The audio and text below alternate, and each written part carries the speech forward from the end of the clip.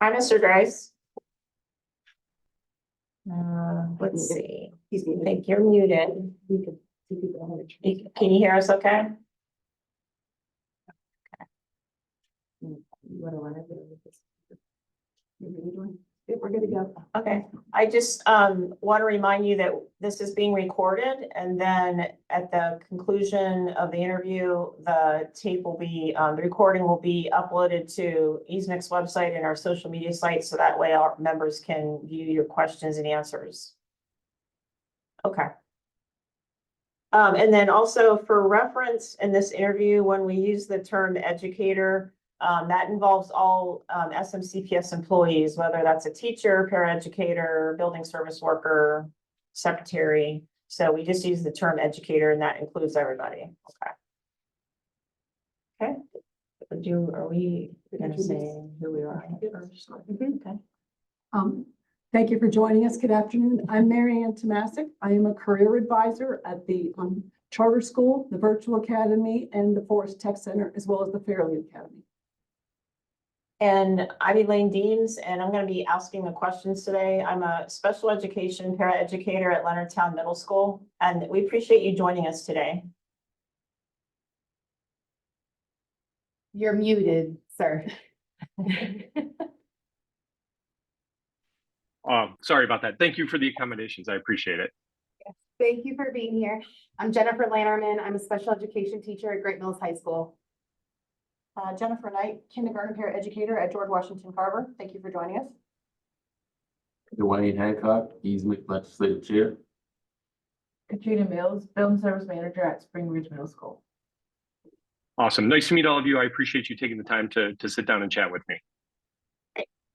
Okay, we just have a list of questions, and then just go ahead and give us your answers. Just going to jot down notes. If you need me to repeat any of them, just ask, or to clarify anything. Tell us about yourself and your background, and what's your motivation for running for the Board of Education? Sure. So I always have to do the math, 46 years old. My wife and I moved to St. Mary's County in 2004 when I got out of the Navy. We had a 1-year-old daughter at the time, and our second son was born a year after we moved to the county. So our kids grew up in St. Mary's County Public Schools. They went through the public schools. Both of them were in the STEM Academy. At one point, our daughter graduated 3 years ago now from Great Mills in the STEM Academy, and then our son graduated from Leonardtown last year. So again, we grew up, essentially I grew up, my wife grew up in the county. We moved here as young adults, raised a family, all of the things, and really enjoyed the community of Southern Maryland and the things that it brings, that it has. I grew up outside of Detroit. My wife grew up down in Newport News, Virginia. So we both came from big city, big schools, all of that kind of background. So being here, being in a close-knit community is something that we really liked and enjoyed, and frankly why we ended up staying as long as we did and still have, is because of that community feel. So my drive to run for school board is to maintain or enhance that feeling of community, that uniqueness that St. Mary's County Public Schools has to offer, with Pax River, the base right next door, the very intense technical and programmatic and new new technology kind of stuff, and be able to keep that integrated. That was one of the big things that our daughter loved in STEM, our son loved in STEM. They both worked on the base, and just maintaining that and keeping that going for the next generations of kids, because in the county, we need those kids to come back and work in the county, right? My daughter doesn't want to come back to St. Mary's. Son wants to live in my basement forever, so that's a different thing. But keep those resources organic and keep them in the county is really what I want to drive towards and help within the school system. Okay, great. Number 2, if elected, what are your top 3 priorities? So my top priority would be having a sustainable financial platform and bedrock, right?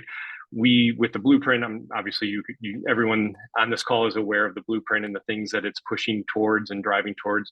Fully support. I think that's a great idea. Community college for everyone, pre-K for everyone. Fully support, all in on that.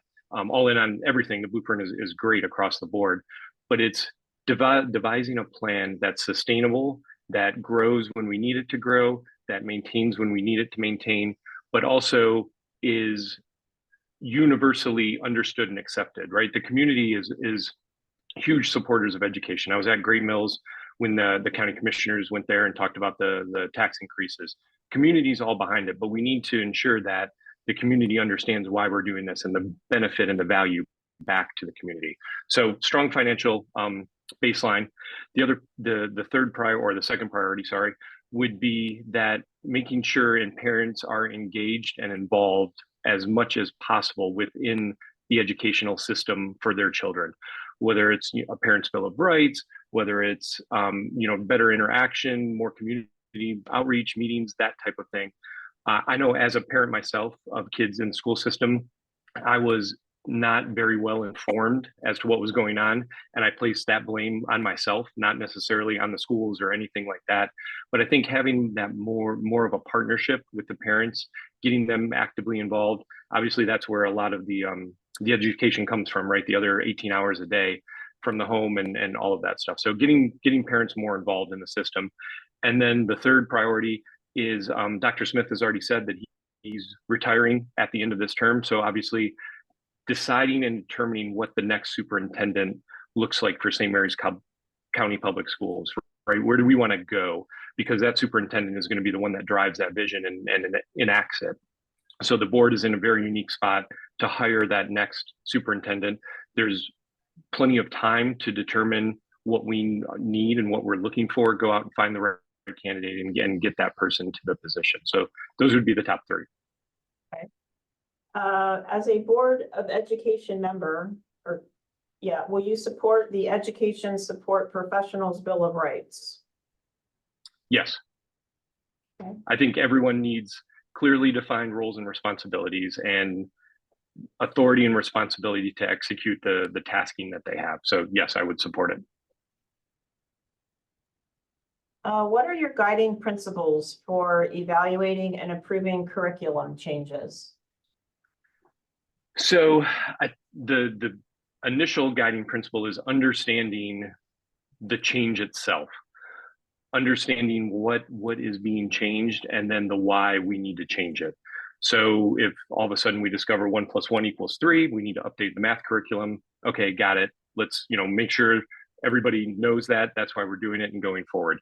Obviously, that's a cut and dry example. Some more of the more real world examples, it would be truly understanding the curriculum itself, right? So reading the curriculum, understanding what it is now, determining this change, getting input from the experts, from educators, from parents, from students, from whomever, taking that information in and then making an informed decision on whether the change should or should not take place, and then being open about why it did or did not take place. Okay. Number 5, as a board member, would you support and advocate for lower class sizes and the funds to do so? Do you believe that a mandatory board guideline should be adopted? Yes, I would advocate for lower class sizes. Yes, I would prioritize funding to support that. I would rather not do a board mandate to get there if need be. Okay, but I think that there's other ways to implement change rather than edicts from on high. Number 6, as a member of the board, how will you foster a positive relationship between the board, the county commissioners, and local unions? So that's an important characteristic and job of the board itself. And I think it really starts with that open and honest communication between all three groups. Understanding the needs and understanding the pressure points of the union, of the county commissioners, of the board, and being able to work together to get to the best result possible. Not everyone is going to be happy at the end of the day. We all know that's how life works. But if the board can understand the pressure points that the county commissioners have, or things that are going on that are outside the board's purview but affect the county and the county commissioners, that can help them come to an understanding and realize that, hey, this may be the best thing. Everyone agrees it's the best thing, but we can't do it right now because of X, Y, and Z. And the same thing with the union, right? The union understanding, hey, this is the constraints, this is the world that we live in, this is the box that we have to manage within. Let's figure out how to be successful with the resources and the tools that we have. So it's really that crosstalk, that tied at the hip communication between the three entities. As a member of the Board of Education, how will you incorporate the expertise of educators throughout the county when you're making decisions about the school system? Yeah, and it's really the educators are the foundation, and the you guys are on the ground day to day, every day, getting that real time feedback. So whether it's board meetings is obviously the easy answer, having those, but it's also getting into the schools, understanding what's going on, what the day to day interactions are, talking to teachers one on one, finding out what hurts your head at night, what keeps you awake at night, what makes you happy. I will tell you, before I decided to run for the board, my mom was a special education teacher for 25 years. So I called her, my wife and I called her and said, what was your interaction with the school board? Because I was a kid growing up, she'd come home, same things you guys probably complain about or get excited about when you get home, but I never heard her talk about the Board of Education. And her response was she never really interacted with them at all. They were just kind of this, cloud nebulous thing that was over here that said things and did things, and it came to the principal and it came to her. So I think it's that human interaction at the end of the day. It's understanding motivations, desires, feelings, all of that. And the only way you get that is that human interaction. Number 8, other than salary, what part of the teachers' negotiated agreement do you feel would attract and retain more teachers to St. Mary's County? And other than salary, what part of the support professionals negotiated agreement do you feel would attract and retain more ESPs to St. Mary's County? And if you could change one thing from the contracts, what would it be and why? So I think the St. Mary's County in general is a very unique place to live, right? Proximity to big cities, but the small town feel and atmosphere. And I think we need to look at total benefit package when we go out and recruit teachers or educators in general, right? The broad term.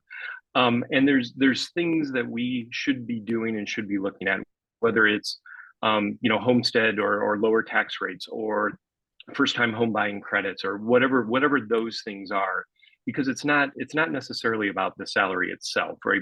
Everybody needs a salary, but it's those other intrinsic values and things that may be afforded, maybe available, that we can, maybe it's free state park passes for every teacher. I don't know what the answer is, but there are those benefits that we can add to the contract or add to the recruitment process for educators to try to bring them in and down to the county. With the blueprint, right, pay is going to equalize across the state. So all things being equal, would you rather teach in Baltimore City or would you rather teach in St. Mary's County? Let's have that discussion and play to our strengths. And then what was the second part? I'm sorry. The second one was similar except for ESPs. So other than salary, what part of the support professionals negotiated agreement do you feel would attract and retain more ESPs to St. Mary's County? So it's the same idea. Let's give ESPs those same types of things that we would talk about for the teachers, but also put them in positions what the career map potentially is for ESPs, right? Is this where you want to be and where you want to go, or is this the stepping stone to get to administrative or to get into a classroom or whatever that path is? Talking about what you want to be when you grow up and kind of build that into the ladder for ESPs coming in. And then the last part of that question was, if you could change one thing from each contract, what would it be and why? So I'm going to tell you, I'm not schooled up enough in the contracts to say that I would change anything at this point. The contracts are there and in place. So it's a matter of, this is what we have, this is what we need to work with. I wouldn't go back and try to rewrite history. Okay. And then number 9, in your view, what challenges do you see the children in our county facing as they work to be successful in our schools? So I think that that's a huge concern, and it's probably not just our county, it's across the board. It's preparing students for life after grade 12, life after graduation, and determining with the student, with the student's community, parents, grandparents, siblings, what is the right path for that student. Some kids are going to go to four-year colleges. Some kids are going to go to trade schools. Some kids are going to go into the military. Some are going to enter the workforce, whatever that is, but preparing them early in their educational career to help them be as successful as possible. Our son went to the Forest Center and took a 2-year course on like engineering design kind of stuff, CAD and woodworking and all that. He absolutely loved it.